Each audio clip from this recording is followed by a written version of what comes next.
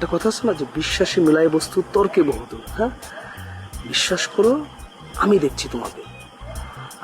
চলো এখন একটু পুকুর পাড়ে একটু বসি, তারপরে দুজন মিলে একটু গল্প করি। ভাইয়া, বলো। আমি না ভাইয়া? হ্যাঁ হ্যাঁ, তুমি। অনেক ঘাটের জল খাই আনাইছি, আমারে দিয়েই তো হইতো না।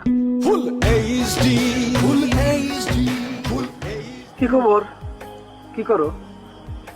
কিছু না ভাইয়া। এই রাখছি রে। ওই যে আমাদের ফাইট ডিরেক্টর মুশকিল হাসান ভাই। হ্যাঁ আচ্ছা রাখছি। হ্যাঁ, তারপর ভাইয়া এখনো ঘুমাননি? খুব ঘুম দরকার, কিন্তু ঘুমিয়ে আসে না। আচ্ছা, তোমার নাম তো মালতী না? জি ভাইয়া। আচ্ছা মালতী, আমি একটা জিনিস খেয়াল করলাম, মানে দেখতে অনেক সুন্দর, মানে তোমার চেহারা, চুল, নাক, কান, হ্যাঁ সবকিছু, তোমার চলন বলন, হাঁটা চলা সবকিছু অন্যরকম। থ্যাংক ইউ ভাইয়া। তুমি চাইলে তো নায়িকা হতে পারো। সত্যি ভাইয়া? আচ্ছা, তোমার কেন মনে হলো যে আমি মিথ্যা কথা বলি? আর আমি কেন তোমার সাথে মিথ্যা কথা বলবো?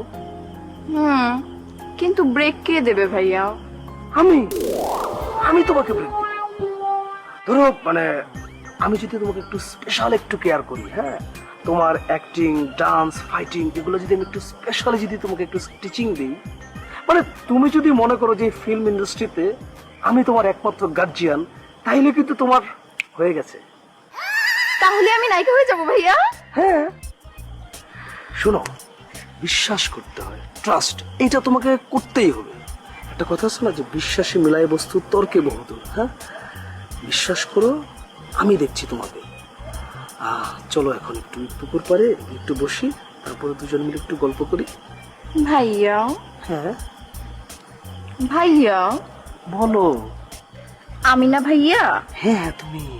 পুরান পাপি। অনেক ঘাটের জল খাই আনাইছি, আমারে দিয়েই তো হইতো না। অনেক রাত হইছে, আমি অন্য।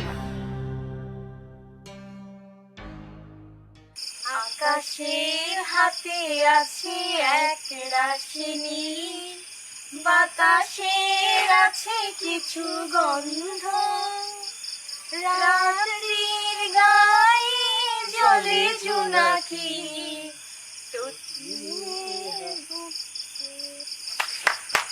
খুব চমৎকার। আরে, তোমরাও বসো, একসাথে বসি। যে চাঁদের আলোতে বসে দোলনায় দোল খাওয়া আর হচ্ছে গান গাওয়া। কিন্তু আমি কিন্তু আসলে তোমাদেরকে বিরক্ত করার জন্য আসিনি। আমি যেটার জন্য আসছি, যে তোমরা তো অভিনয় করছো, নিয়মিত করছো, তোমরা নিশ্চয়ই সেটা জানো যে অভিনয় যে সাবজেক্টটা, এটার জন্য লিটারেচার মাস্ট। সাহিত্য, লিটারেচার মানে সাহিত্য, সাহিত্য তোমার লাগবে। গল্পে, অভিনয়, সব জায়গায় সাহিত্যটা অবশ্যই লাগবে। তো তোমরা নিশ্চয়ই জানো যে মানে সাহিত্যের গল্প নিয়ে আমাদের প্রচুর সিনেমা হয়েছে। এর মধ্যে হচ্ছে শরৎচন্দ্র চট্টোপাধ্যায়ের পদ্মা নদীর মাঝি, মানিক বন্দ্যোপাধ্যায়ের দেবদাস, শুভদা। হ্যাঁ, মানিক বন্দ্যোপাধ্যায়ের পদ্মা নদীর মাঝি আর শরৎচন্দ্রের শুভদা, দেবদাস। তুমি প্রচুর পড়াশোনা করছো, তুমি অনেক জানো, আমার খুব ভালো লাগছে। মানে আমি এইটাই চাইছিলাম যে তোমরা পড়াশোনাটা করো, তোমরা জানো, এটা খুব দরকার। থ্যাংক ইউ ভাইয়া। আসলে আমার আর্লি ঘুমাইতে হবে তো, প্রেশারের সমস্যা, তো আমি আসি। দীপালি, আমি আসি রে। আমিও যাবো, দাঁড়া। ঠিক আছে ভাই, তুমি কোথায় যাবে? বসো। আমি শুধু তোমাকে একটা কথা বলতে চাই, মানে কি জানো তো, তোমাদের এই তিনজনের মধ্যে আমার শুধু তোমাকেই মনে হয়েছে যে তুমি একমাত্র কোয়ালিটি সম্পন্ন এই ফিল্মের জন্য। টোটালটা ফিল্মিক তো তুমি। তোমার চোখ, তোমার চুল, তোমার সৌন্দর্য, তোমার কথাবার্তা, তোমার অভিনয়, সবকিছু ফিল্মিক। মানে আমাদের নায়িকা সাকিনা আছে না, সাকিনা হচ্ছে তুমি অনেক বেটার। বুঝতে পারো নাই? বুঝছি ভাইয়া। আমি কিন্তু তোমাকে নিয়ে অনেক দূর ভাবতেছি, অনেক দূর।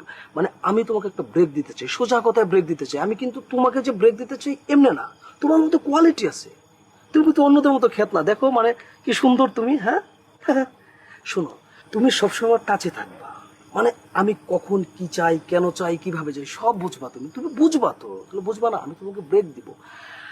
টাচে থাকবা, দেখবা যে তোমার ক্যারিয়ার অনেক দূর চলে গেছে, আমরা অনেক দূর চলে যাব। হ্যাঁ, আমরা দোলনায় দোল খেতে খেতে অনেক দূর চলে যাব। হ্যাঁ জি ভাইয়া, আমি জানি। এর আগেও তো আপনি স্নিগ্ধা আপাকে একটা ব্রেক দিয়েছিলেন, আর একটা প্রেমও হয়েছিল আপনাদের। হ্যাঁ, ওই সময় কি নাম এসেছিল যেন আপনার? উলম্বুস। কি মুশকিল ভাইয়া, চুপ হয়ে গেলেন কেন? কিছু বলুন।